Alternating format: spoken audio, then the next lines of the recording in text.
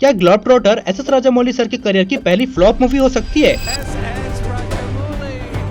राजामौली की महागाथा।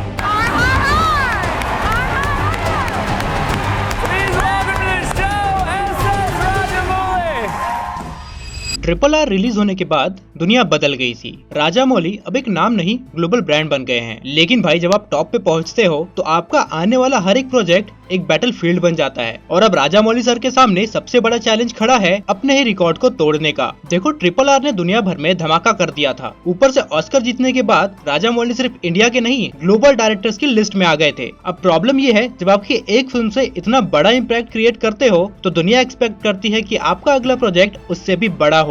अब उनके फैंस कह रहे हैं राजामौली नेक्स्ट क्या करेंगे, RRR से बड़ा क्या ही हो सकता है। और यही प्रेशर बना रहा है ग्लोब ट्रॉटर को राजामौली के लिए सबसे पर्सनल और रिस्की फिल्म। एक गलत स्टेप, एक रॉन्ग चॉइस और दुनिया कह देगी राजामौली पीक कर चुके हैं। बट अगर ये प्रोजेक्ट हिट हुआ तो ये इंडियन सिनेमा का डायरेक्शन ही बदल देगा। ग्लोब ट्रॉटर सिर्फ एक फिल्म नहीं, ये राजामौली का नेक्स्ट एवोल्यूशन है। फिल्म के कॉन्सेप्ट के हिसाब से ये एक ग्लोबल एडवेंचर होने वाली है। Mahesh Babu as an explorer, Priyanka Chopra as the international link और विलन के रोल में हमारे पृथ्वीराज सुकुमारन। राजामौली ने कहा है I want to make an Indian story with a global soul. लेकिन RRR के बाद दुनिया एक्सपेक्ट कर रही है एक सिनेमैटिक एक्सप्लोजन और राजामौली का चैलेंज है कि वो कैसे इमोशनल और स्पेक्टिकल दोनों परफेक्ट मिक्स कुक करे। एक तरफ RRR जैसा मास इमोशन, दूसरी तरफ ग्लोब ट्रॉटर जैसा इंटरनेशनल विजन। ये दोनों को बैलेंस करना ही राजामौली का असली टेस्ट है। तो चलो समझते हैं कि एक परफेक्ट राजामौली मूवी कैसे कुक होती है। राजामौली के हर एक फ्रेम में हार्ट होता है, चाहे बाहुबली हो या RRR। हीरो के अंदर एक ह्यूमन इमोशन होता है, लेकिन राजामौली को सबसे ज्यादा प्यार होता है अपने विलन से। चाहे RRR का ये विलन ले लो या फिर बाहुबली का भल्लाल देव। जितना लोगों ने प्यार एंटागोनिस्ट को किया था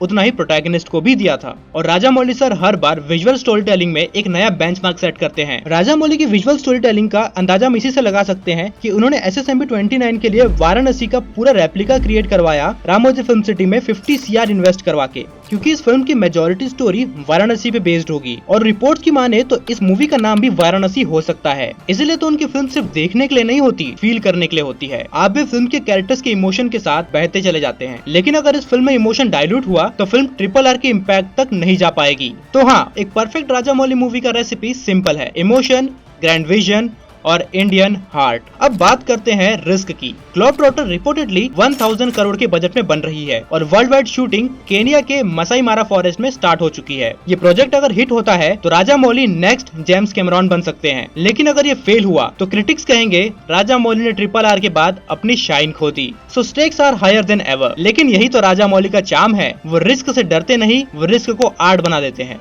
देखो अगर ग्लोब ट्रॉटर सक्सेसफुल होती है तो ये सिर्फ राजामौली की नहीं, पूरी इंडियन सिनेमा इंडस्ट्री की जीत होगी। महेश बाबू का करियर इंटरनेशनल लेवल पे चला जाएगा, फिर लोग उन्हें सेम एक्सप्रेशन वाला एक्टर नहीं कहेंगे और इंडिया फाइनली एक ग्लोबल स्टोरी टेलिंग हब बन सकता है। और सबसे बड़ी बात, राजामौली प्रूव करेंगे कि इंडियन इमोशंस भी यूनिवर्सल हो सकते हैं। लेकिन अगर फेल हुआ तो राजामौली के ऊपर दुनिया का सारा क्रिटिसिज्म आ जाएगा, क्योंकि RRR के बाद सारी दुनिया की आंखें उनके ऊपर ही है और उन्हें ये जंग अपने आप से ही लड़नी है। तो भाई ग्लोब ट्रॉटर सिर्फ एक मूवी नहीं, ये एक प्रेशर कुकर प्रोजेक्ट है SS राजामौली के लिए, जिसमें वो खुद अपनी लेगेसी टेस्ट करेंगे। RRR के बाद उनके लिए सेफ गेम कोई ऑप्शन ही नहीं बचा। अब या तो वो दुनिया को दोबारा हिला देंगे या फिर लोग कहेंगे राजामौली का मैजिक अब खत्म हो चुका है। तो आप बताओ राजामौली इस प्रेशर को कैसे हैंडल करेंगे? क्या ग्लोब ट्रॉटर RRR को बीट कर पाएगी? कमेंट में लिखो अपना ओपिनियन और टीजर रिलीज होने के बाद हम मिलते हैं एक्सक्लूसिव ब्रेकडाउन के साथ। टिल देन, जय सिनेमा, जय राजामौली।